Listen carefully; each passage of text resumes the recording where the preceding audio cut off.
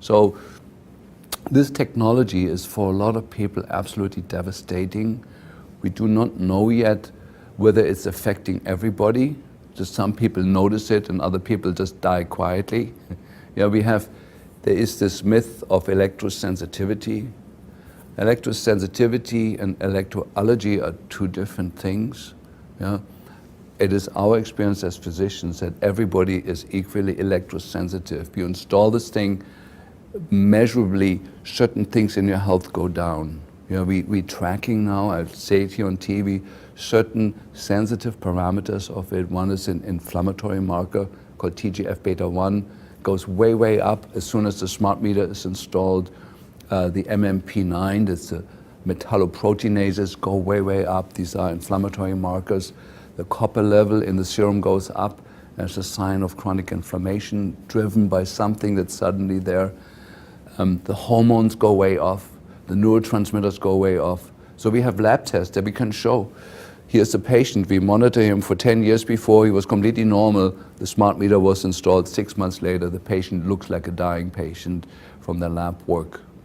And we find those changes even in people that say, well, my wife is sick since the smart meter's in there, but I'm totally healthy. But we look at the lab work, it looks just as bad. So some people have an awareness of health and goodness in them, and other people don't. But from what our experience is that everybody is affected by it. It's not just a few 3% of electrosensitive people.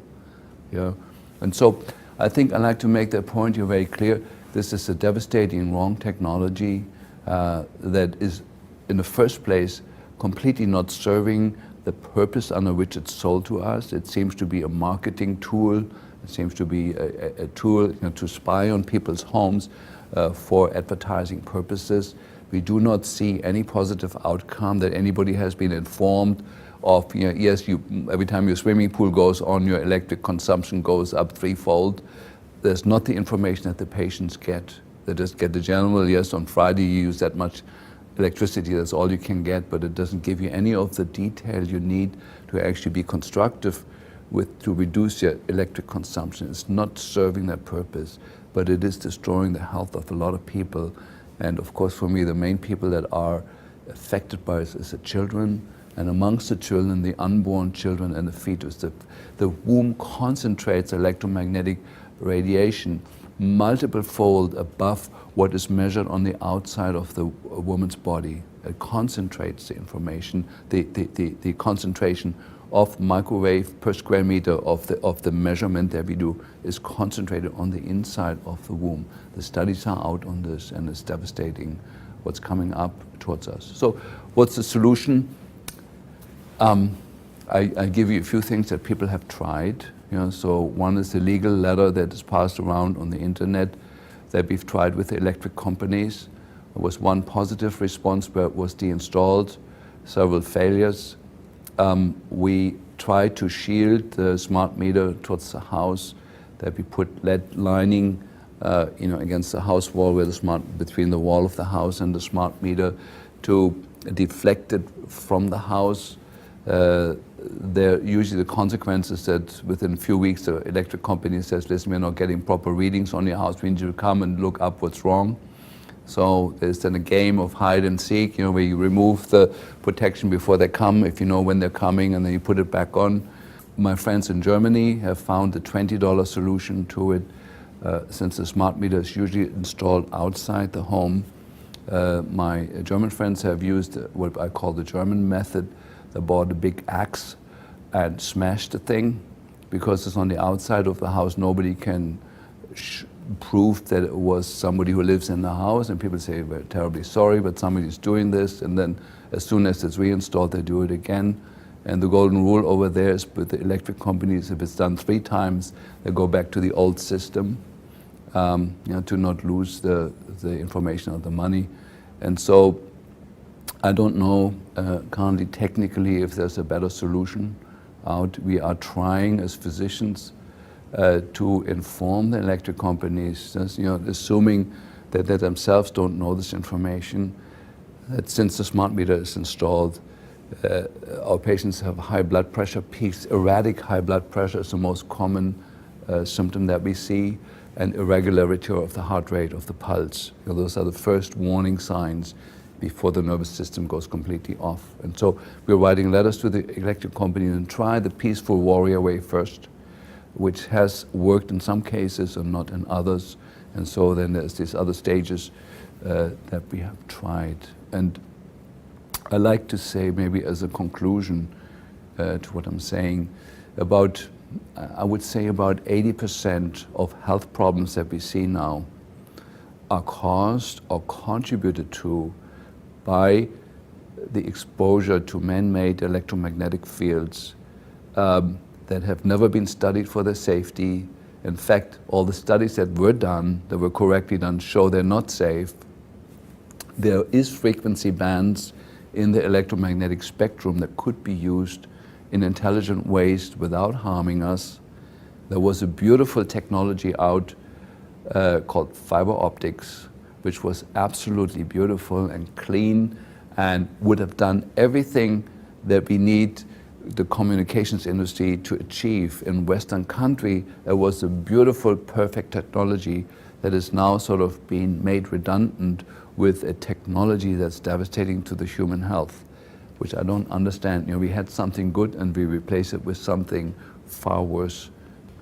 We see the same phenomenon worldwide in the Western world, but also now in the Eastern world, where cell phone towers are erected every day. We see the same health problems originating in people. We know cancer rates are going up. There was a famous study in Germany, was the NILA study that shows, cancer rates in a community where there's no cell phone tower, when there was compared, when you bring the cell phone industry in, for 5 years there's no increased cancer rates, and after 5 years it goes up, and after 10 years it's about fourfold, and that has now been confirmed by various other studies. It's just, and of course, this was a study done by friends of mine in a town in Germany called Nila, where the judge ordered that the cell phone industry had to pay for the study. And so it showed the increased cancer rates starting after 5 years, shooting sharply up. And then, of course, the German government asked the cell phone industry, what you want to do about that? And the cell phone industry in Europe said, well, we need to do more studies. And guess how long they did their studies for? For 4 years. They did 10 studies, paid for by the German government for 4 years, and showed no increase in cancer rates in 4 years. Well, we knew that before they did that there was no increase in cancer rates for 4 years. But we don't live just for 4 years. Some of us live even up to 40 or 50, maybe even 80. And so it's a sad story of our time. My parents had the Second World War and Adolf Hitler to deal with. We have this issue as the big issue of our time. The toxicity issue that was from the 50s to the 90s, and many of us fought the battles on that. I was involved in the amalgam war. It was called the Third Amalgam War, trying to get mercury fillings out of the teeth of people. We were largely successful on those fronts, but sneaking up on us was the communications industry, using wavelengths and using methods that are unnecessary, unhealthy, dangerous, and are simply driven by greed. They're not driven by any intelligence. And everybody can have their computer and they can have their cell phone, and there is safe ways of doing that, but it's not what we're doing currently. So here's something people could do prophylactically.